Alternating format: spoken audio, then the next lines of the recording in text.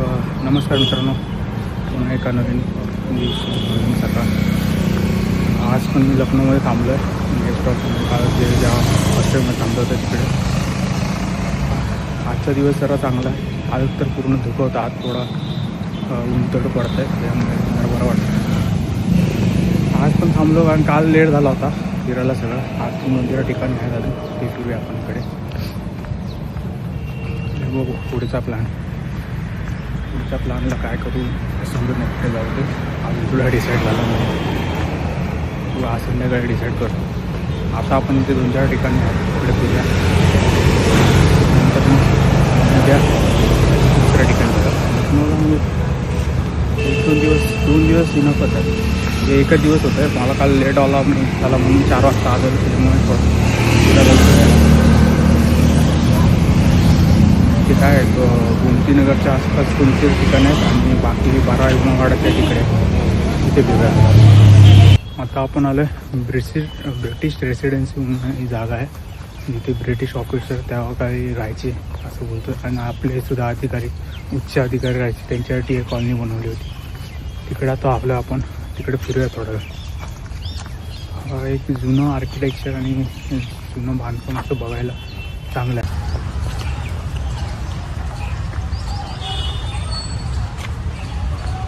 Bailey guard Geddes प्रवेशद्वार का निर्माण नवाब सदाउद अली का 19वीं सदी पूर्व लखनऊ रेजिडेंसी कैप्टन बेली के सम्मान में कराया था.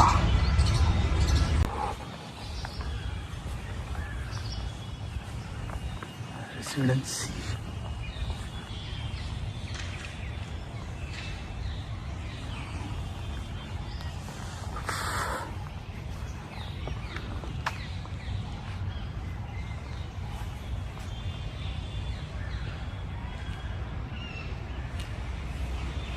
या छोट्या छोट्या विटांचं बांधकाम आहे ते. आणि इथे मोठ्या विटांचं हे कदाचित त्याच्यानंतर बांधलं असेल. हे जुनं वाटतंय. सिमेंट आहे काय माहिती नाही आतमध्ये.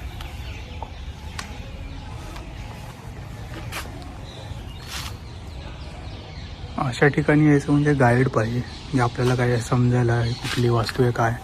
मी एकटाच फिरतो आहे आणि गाईड येणं थोडंसं महाग पडत आहे. म्हणून इथे जेवढे माहिती दिली आहे बाहेर तेवढ्याने आपण बघून समजूया काय आहे काय नाही ते. हेच आहे तसे पर्यटकच आहेत.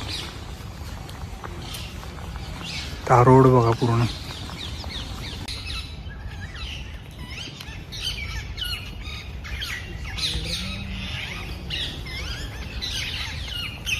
भाईचा पोपड बघा, जबरदस्त पक्षी दिसते. आणि एक मस्जिद आहे वाटतं आतमध्ये, कुठली आहे माहिती नाही. विचार ते काही लिहिलेलं पण नाही तसं, पण बंद आहे आतमध्ये, अलाउड नाही जायला. म्हणून पुढूनच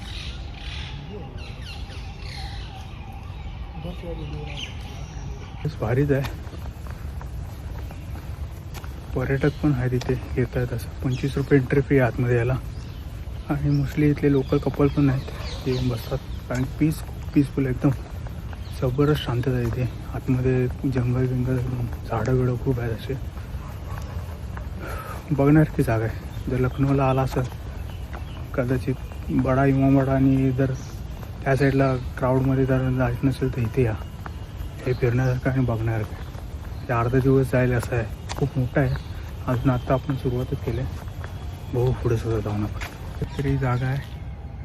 ही जागा काहीतरी जर्मन चौकी म्हणून आहे.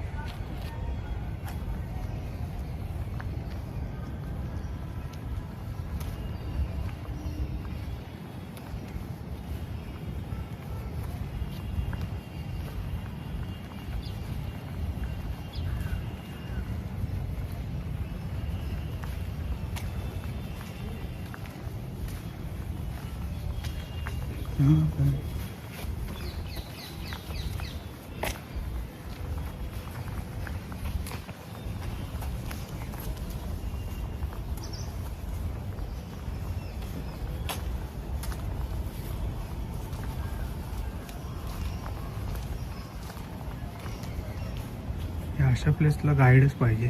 व्यवस्थित आपल्याला सांगेल.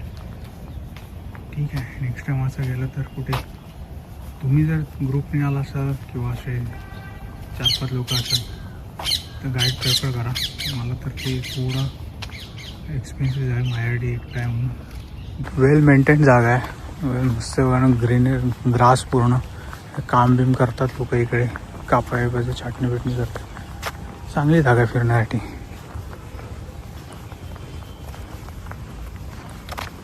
आतमध्ये प्लास्टिक अलाउड नाही. प्लास्टिकचं काही असेल तर बाहेर घेतात. पण ट्रायपॉडसुद्धा आणलेला, ट्रायपॉड आपला मोनोपॉड तो सुद्धा बाहेर ठेवायला लावला. खाण्याचं काही घेऊन येऊ शकत नाही आतमध्ये, ती गोष्ट फक्त लक्षात ठेवा. फक्त मोबाईलने व्हिडिओ शूट करायचा. प्रोफेशनल कॅमेरासुद्धा आपले इथे अलाउड नाहीत. माझ्यामध्ये गोप्रो बिप्रो असेल ते सुद्धा बाहेर ठेवा सांगते. अँडरसन की चौकी जवळ आलो आपण.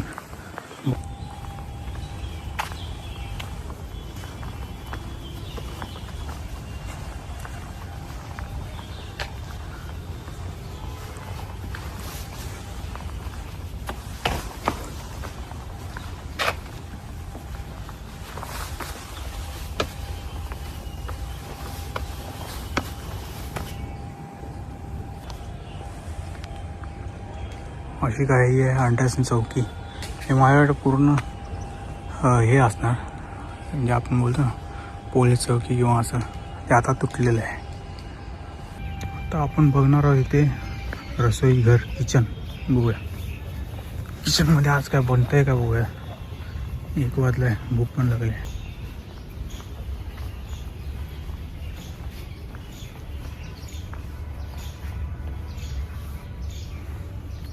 हे असं किचन होतं इथे त्या घराचे. पिलर विलर जबरदस्त अजून मेंटेन ठेवले,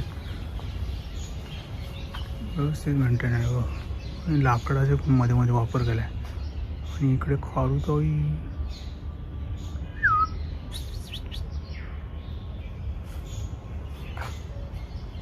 हे आहे मेन बिल्डिंग इथली रेसिडेन्सी.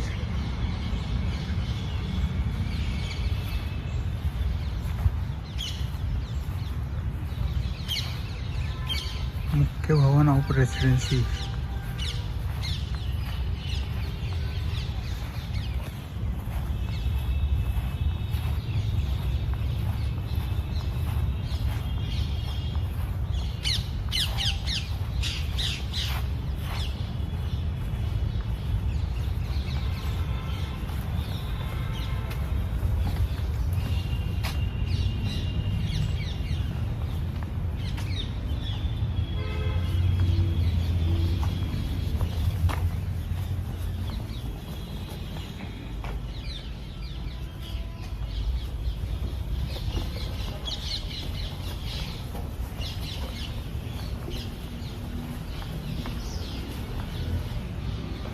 इथे सुद्धा आतमध्ये एक म्युझियम आहे, ते बघून आलो.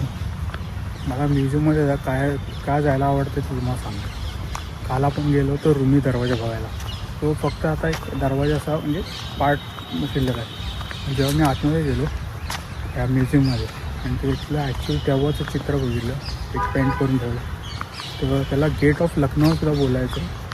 आणि तिथून एंट्री एक्झिट व्हायची, म्हणजे लखनौमध्ये एंट्री होती. एक सिटी असं होतं लखनौ, आणि तिथून एंट्री व्हायची. म्हणून तो रुमी ते गेट नाव दिलं आहे, गेट ऑफ लखनौ. आता तिकडे फिरत होतो, ती पण जागा चांगली होती बघण्यासाठी. आता आपण आलो आहे दिलकुशा कोठी म्हणून एक प्लेस आहे. थोडं लांब आहे, मी सांगेन मला जास्त इथे फिरताना. दिलकुशा कोठी म्हणून आहे, थोडं लांबच आहे ते.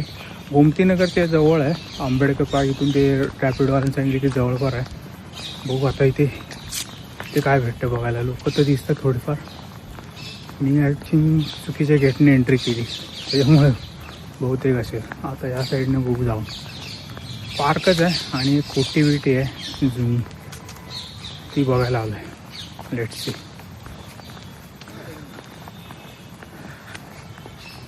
अरे भाई साहेब, भिंत उंचावरून जायला लागणार आहे वाटतं.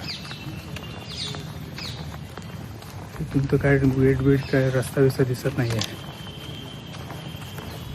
अरे बापरे.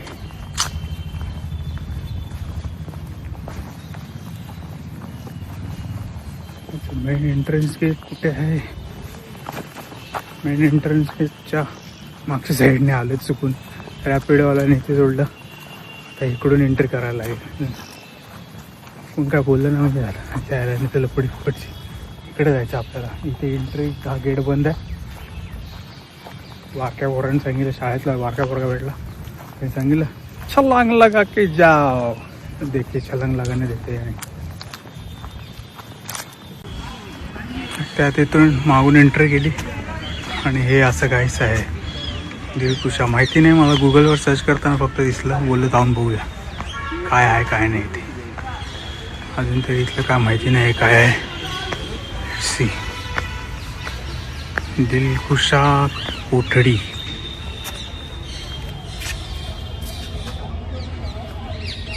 ओ भाई एक कळत नाही हा एवढं वर आहे पण इथे कसे पोचले, इथपर्यंत कसे पोचले नाव घ्यायला वरवर. आपली भारी जागा आहे. इथे थोडासा इन्फॉर्मेशन भेटला आहे दिलखुश कोठी बद्दल.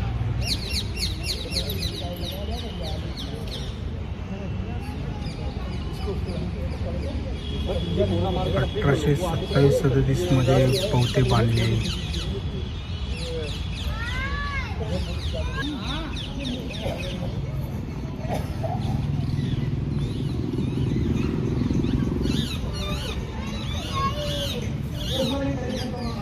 हा फ्रंट गेट आहे, इथून एंट्री होती. बहुतेक कोठी म्हणजे एवढंच आहे फक्त बघण्यासारखं. एवढं काय जास्त बघण्यासारखं नाही. आला तर टाईम स्पेअर असेल तर येऊ शकता. जास्त फिरायला पण नाही, अर्धा पाऊण तास, अर्धा तास पण खूप आहे. आतमध्ये जायला एंट्री नाही, फक्त बाहेरून बघायचं आहे. छोटाच पर्याय. हा मेन गेट आहे, तो आपण स्किप केला. त्याला रेपरेडवाल्याने इथे सोडणं सोडता ह्याच्या मागच्या साईडला सोडलेलं मला. असं काहीतरी आहे. ठीक आहे, आलेलो इथे म्हणून बघायला फक्त आलो. ठीक आहे, पर्सनली मला वाटत नाही इथे एवढं काय आलंच पाहिजे असं. आता आपण 2 अजून स्पॉट आहे तिकडे जाऊया. पहिलं काहीतरी खाऊया. 2-2:30 वाजले. पहिले इथलं काहीतरी फेमस जेवण बिवण आहे ते बघू, खाऊ, नंतर मग आपण पुढे जाऊ.